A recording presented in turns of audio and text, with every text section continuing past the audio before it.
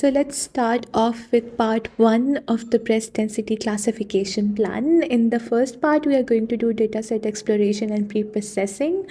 But before we start with it, we first need to see where the dataset is and load it into our Kaggle platform so that it is ready to be start working with, okay? So if I go back a few slides, as you can see over here, I added 2 links. The first one was for the PNGs and the second one was for the CSV. Okay, so if I click on the first link like this, it would provide me with the RSNA breast cancer detection dataset. I'll add the link of this dataset in the description below so that you can use it. Okay, so to start working with it, we simply need to click on this new notebook button on the Kaggle platform and it would create a new notebook for us and it would import the dataset over here as well. So as you can see, our dataset is now present over here and we can name our notebook with any name we like. I'm going to just use RSNA density classification maybe. Okay. And we are going to be using Inception v3 model, so I'm going to add this over here for now. Okay, so later on you can also change it. So if you want to see how we can set up Kaggle and how to create an account and start working with it, you can definitely go ahead and check the video out. I have added the link of the video in the description below, and I have also pinned it on the top right corner on the I button if you click it. So you can definitely go ahead and check and see how we can set up Kaggle and then come back and continue with this tutorial. Okay, so now that we have this data set loaded over here, the next thing that we want is that we need to also load the RSNA screening mammography dataset to get the CSV so that we can get the information about the breast density and everything. So what we need to do is, if we go back to the slide over here and if I click it over here like this, okay, so it would open another link which is of the RSNA screening mammography competition. And first, I have already registered, but if you want to access any data that is challenge provides, you have to click on this button and then you have to register to this challenge. Okay, once you click on this button and you have an account that is created and that is verified, you will get access to this competition. Once you have access to the competition, if I go to this data button and move down a bit, you'll see there is all the data set description is provided over here, right? So we have the information that the CSV provides us, including the site ID, the patient ID, image ID associated with each patient. So for one patient, we'll have 4 different images as we discussed earlier over here as well. So for example, if I move back a bit, you can see that for one patient, we have these 4 images: LCC, RCC, RMLO, and LMLO. Okay, so coming back to this, our CSV would provide us with different information, including the age of the patient. So if you are targeting certain age group, for example, if you are working on patients that are of greater age than 35 or that are older than 35, you can go ahead and put a check on it and it would fetch all the patients that are older than the age of 35. Next, we have to see whether the patient has breast implants or not.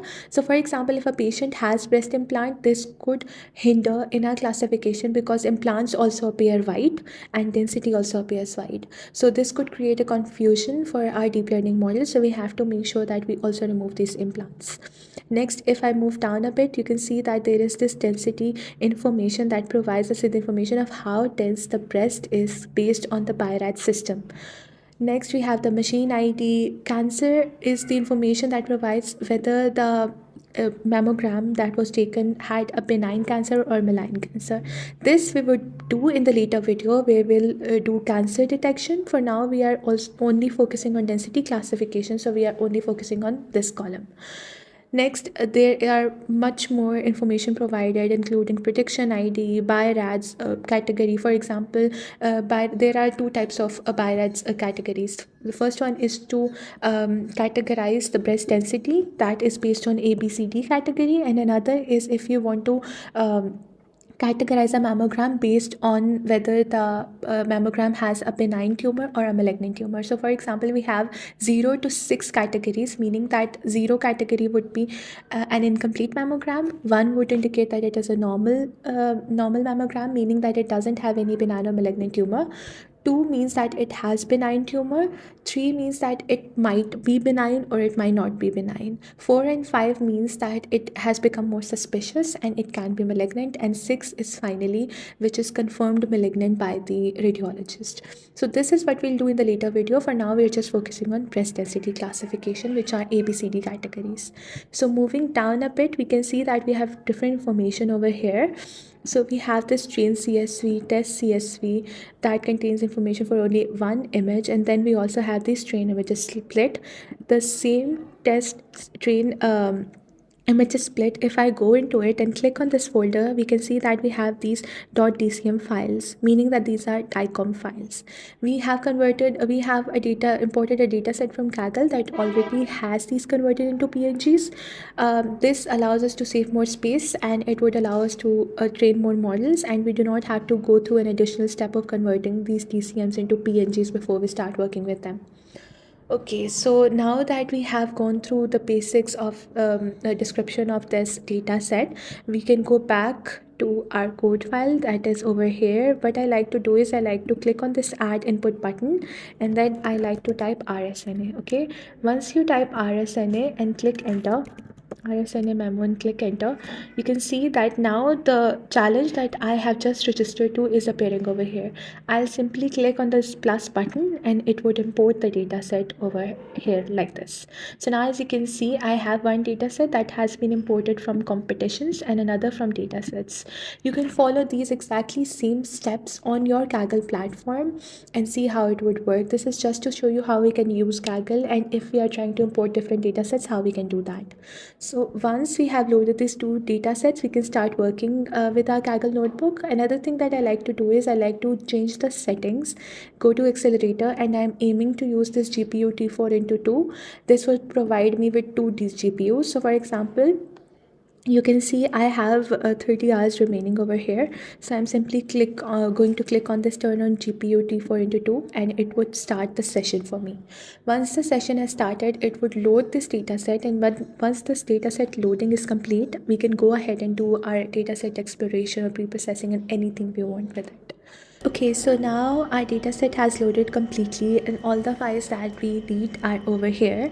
So now we'll begin by doing the exploratory data analysis. I am simply going to delete the cell because it contains a lot of rows and it is making my code a bit slow, and we do not need them anymore. So I'm simply going to click on the spin button and it will delete this code for me. Now that we have a clean slate, let's start with the dataset exploration.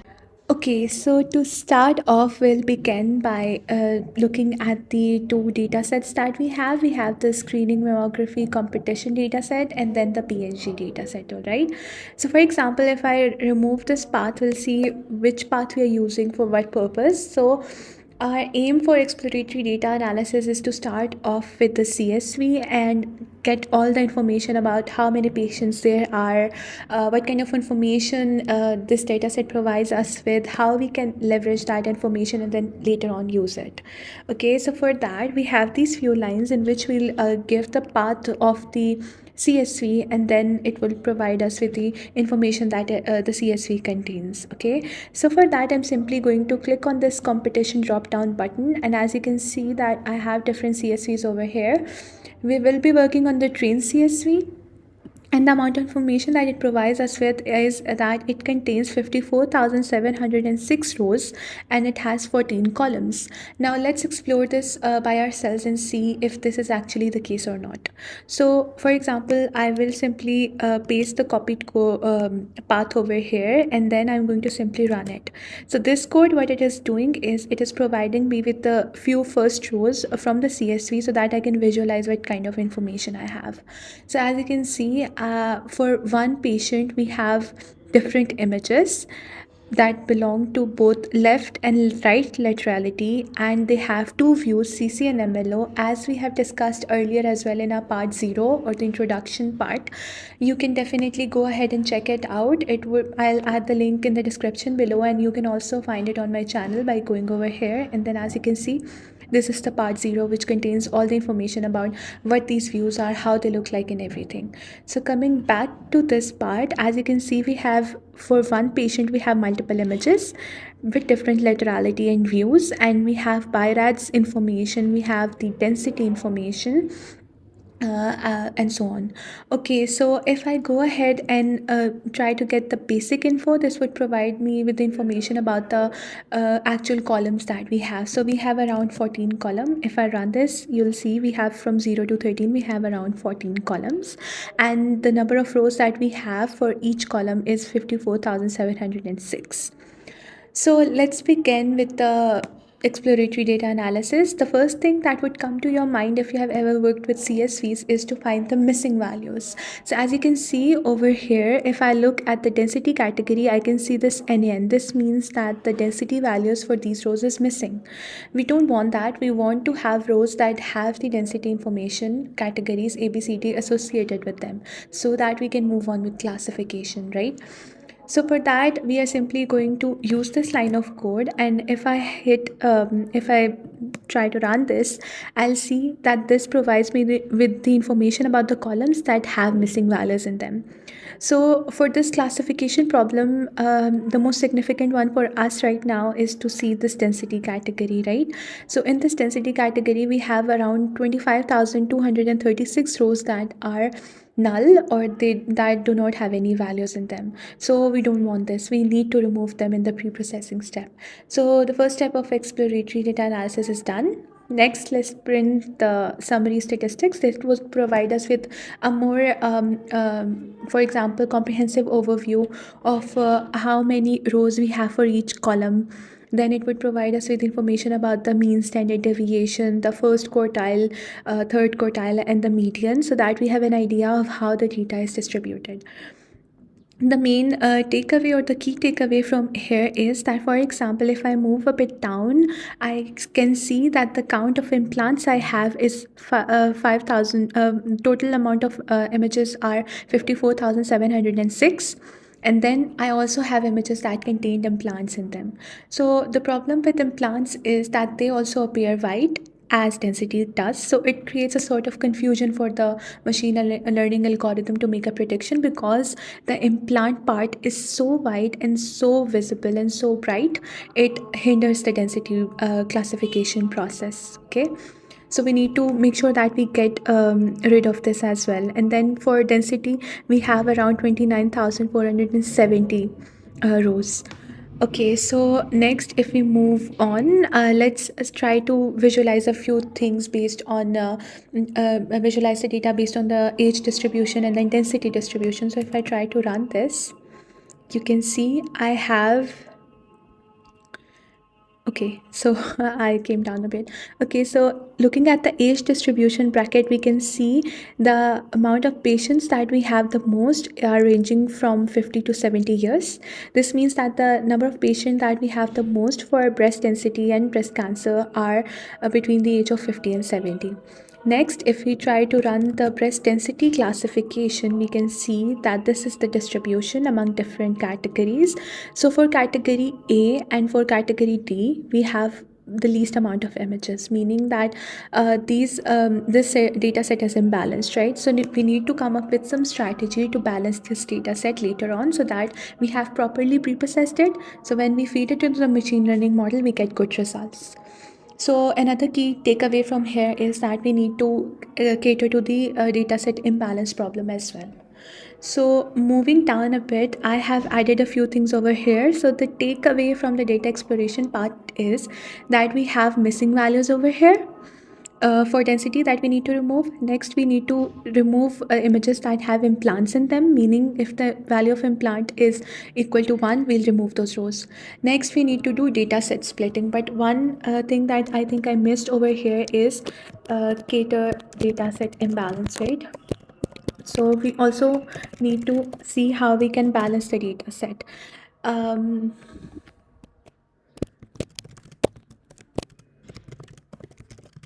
Okay. I'm writing it over here so that we know the steps that we are going to be performing, okay? So this is what we need to do. We need to get rid of the missing values rows. Then we need to remove the rows that have implants in them. Then there is a class imbalance problem. To resolve this, we'll use some kind of strategy that will make sure that we have equal amount of images in all the categories, or the images are distributed among different categories. Next, we need to split the data set into train, validation, and test set before we feed into the machine learning model.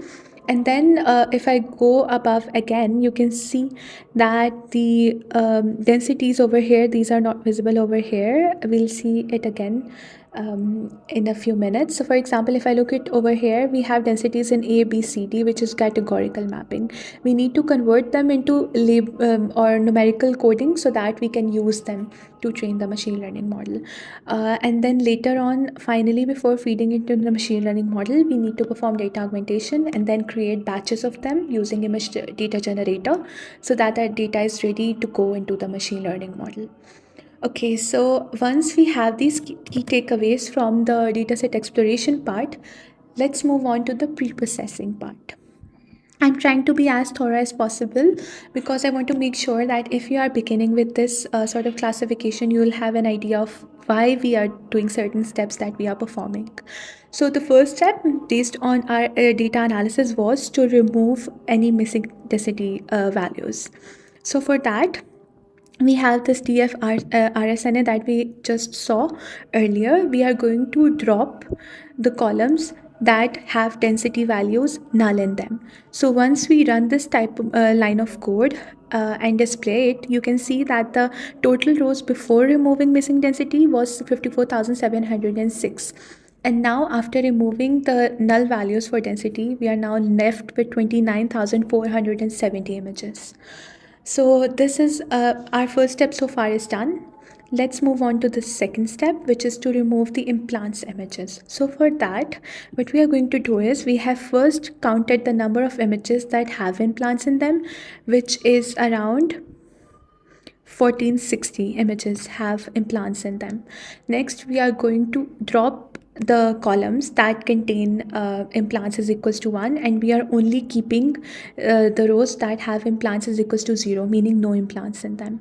So if I print this, you can see that before removing implants, we had 29,470 images.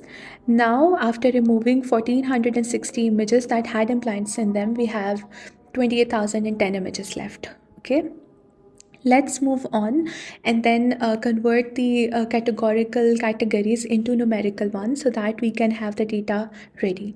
So for that, we are simply using the label encoder function, and using this, we have converted the density labels into encodes. So meaning, for example, if we have a density category A, it would be equal to 0. For B, we will have 1. For C, we have 2, for example, that is written right here. So far we have performed a few steps that we outlined. We have got rid of the missing values. We have removed the implants. We haven't still catered to the dataset imbalance part, but we are done with the label encoding thing. Okay, so now let's move on and see how we can work with the dataset imbalance problem. So moving down a bit, as you can see, up until now, I have also saved the CSV, and all the CSVs that you are saving would be saved in this output path. So if I move down a bit, you can see that this is the state of my CSV so far, that I have performed all the steps on it that I wanted. Next step is basically, before we jump in and split the data set into train, validation, and test, I wanted to visualize a few images and see how the data set actually looks like. So this function does exactly that. So we have this CSV over here, and we can simply click on these three dot buttons and download it. Once it gets downloaded, it will be stored in our computer, right? Okay, so once we have downloaded the CSV, we are going to go ahead and open up this sheet over here, and then we are simply going to import it like this so that we can do some analysis on it before we jump in and start visualizing. So just click on the upload button, and then we have to go ahead and look into our downloads folder in here. I've downloaded it over here. So I'm going to simply open it, and this would provide me with the CSV file that we have just created after removing the implants and null densities and everything and adding the label encoding. This would take a few seconds for you to load, and then yeah, as you can see now we have the CSV open like this. So if we just try to manually visualize it before we try to visualize the images, we can see that for each patient we have these images. So for one patient, we might have 4 images for MLO and CC view, and there are a few cases in which we have more than 4 rows. So for example, in this image, we have 1, 2, 3, 4, 5 rows for each patient. Meaning for this specific patient, we have 5 different images that belong to the left and right laterality and have the view of CC and MLO. The repetition over here is that we have LCC, RCC, RMLO, and LMLO, and then there is another image for LMLO. So for this case, I have tweaked the code a bit so that it would remove the duplicates and just for displaying purposes, not from the data set, and it would just show me one left MLO view rather than showing these two. Okay, this might be the case with a few other ones as well. So for example, if I move down a bit, I can see that over here I have around 6 images that belong to the same patient. So there might be repetition of different views, so you don't have to worry about them. They all will be used to train the model, but just for displaying purpose, I have only taken into account the unique image. So coming back to this line set of code, I have defined a function in which I've defined the laterality that I want. I want to display certain information along with the images so that I am sure about the information that it is providing, and it is sort of a sanity check. So if I simply run this, you will be able to see that for each patient I have around like 4 images. So meaning for this specific patient 10095, I have these 4 images. These 4 images have the density category of D. This is the left CC view, this is the left LMLO view, this is the right LMLO, and this is the right CC view. So this is how each patient images look like. So now that we have done our sanity check, let's move on and do the data set splitting part. For data set splitting, what I want is I want to create 3 different sets, training set, validation set, and a test set. And as we saw earlier, we had an imbalanced data set, meaning that we had very less images in the category A and D compared to the categories C and B, I think. So as you can see over here, right? So one technique that we can apply just for now is to use stratified sampling. What stratified sampling does is that it allows us to basically make sure that we have images that represent each category, meaning that these are very less images, but it would make sure that in all the 3 data sets that we are generating, it contains images for the density category D, A, C, and B. So if I try to just visualize the density categories in the original CSV that we have, the pre-processed one, we can see that we have this number of images that belong to each category. Let me just zoom in again. Okay, so this is how it looks like. So to perform stratified sampling, what we are doing is we are keeping 80% data for training, 10% for validation, and 10% for testing. As it is an imbalanced data set, we are making sure that we are applying stratified sampling so that we know that the number of patients are being splitted in a good order.